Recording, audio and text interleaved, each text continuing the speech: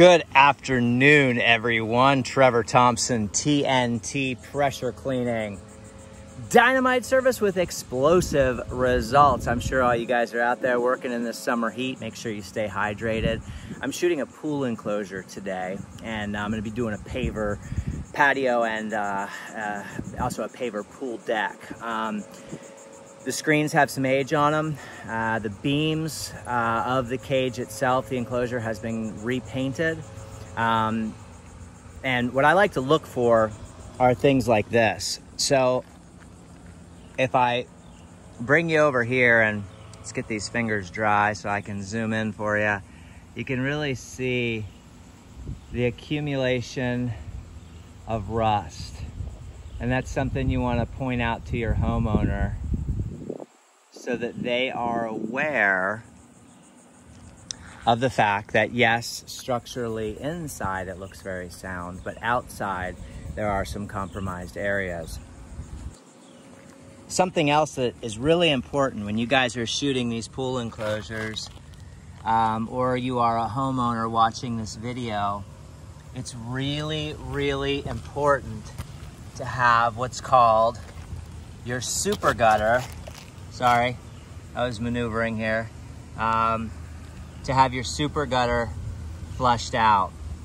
And you can see that the tracks all along here are built up. Now, what's gonna happen is over time, that water's gonna build up. It's gonna flush those leaves down the downspout. If it starts to get a clog, you're gonna get a water buildup. Once water begins to build up, because you can't get proper flow through here, the water will come up underneath the shingle and start to rot the wood under here. And you'll have roof damage.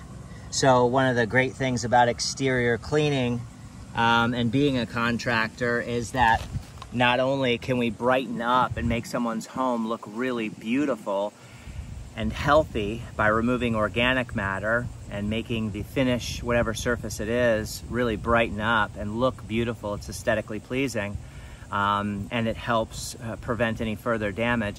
But we can also point out things. I'm an exterior cleaning contractor. I am not a roofer, but I can help the homeowner save their roof from water damage. By simply, while I'm doing these pool enclosures, getting up here and making sure that super gutter is flowing properly. Go above and beyond, guys. You can see through this screen here that we have a paver pool deck to do. And then just outside the paver pool deck, you can see another paver patio. There's a lot of spider webs. These are older screens. Can you see all that in through here? So the screens are older. That's where your X-Jet and your wash tips. And I'll show you what those wash tips looks like. I'll dig that out of my pocket so you can see the J-rod and you can see the wash tips that I have. This is a high pressure tip. I put that on there because there are sometimes areas that are going to need a little bit of pressure and dug out. This would be the equivalent to your yellow tip.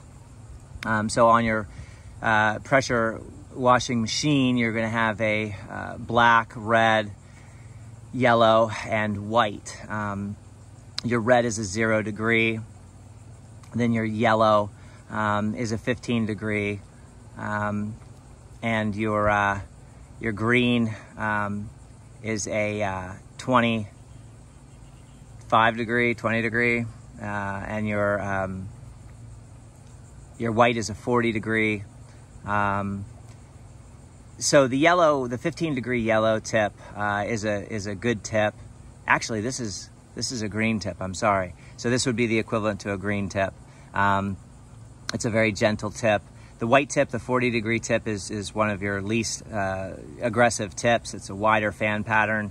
And as you downsize from the, from the 40 to the 20 to the 15 to the 0, you're going to get a tighter and tighter fan, and as well as a different directional pattern that's going to be a little bit more aggressive. So this is a shooter tip, and these two are wash tips, wide fan and a medium-sized fan.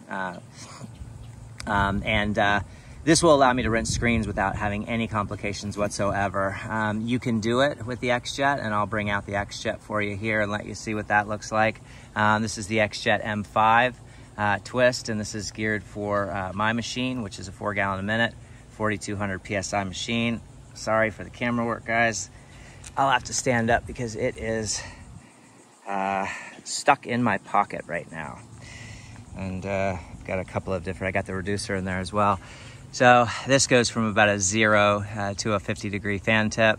That brass barb is used to siphon solution, whether it's surfactant, degreasers, sodium hypochlorite, or a mixture of anything. Just a regular male fitting on the end of that goes onto the lance or high pressure ball valve or reducer. This fan opens and closes and allows you to spray. This is a little too aggressive for these old screens.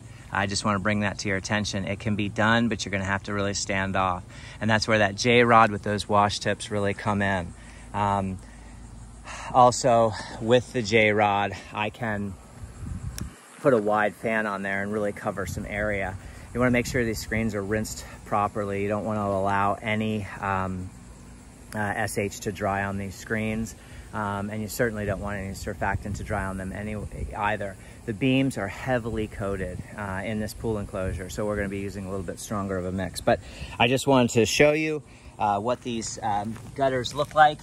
And what we're going to do is just simply use, I'm not using my heavy gauge bag because most of the material is dry and crunchy. I don't want to throw it down onto their yard. So I'm using the same bags that I would use inside my trailer, inside my trash can to collect the debris. So I'll collect the debris in this bag here. I'll use these barbecue tongs to remove the debris. I'll come up with a high pressure ball valve and I'll flush the tracks out and make sure the downspouts are functioning properly. Everybody, I hope you're having a great day. Thanks for bearing with me. I hope this helps you better understand how to go about the cleaning process so that you can save your homeowner and save yourself the embarrassment from having messed anything up. Have a great day, everyone. Keep cleaning. Trevor Thompson, TNT Pressure Cleaning. Dynamite service with explosive results.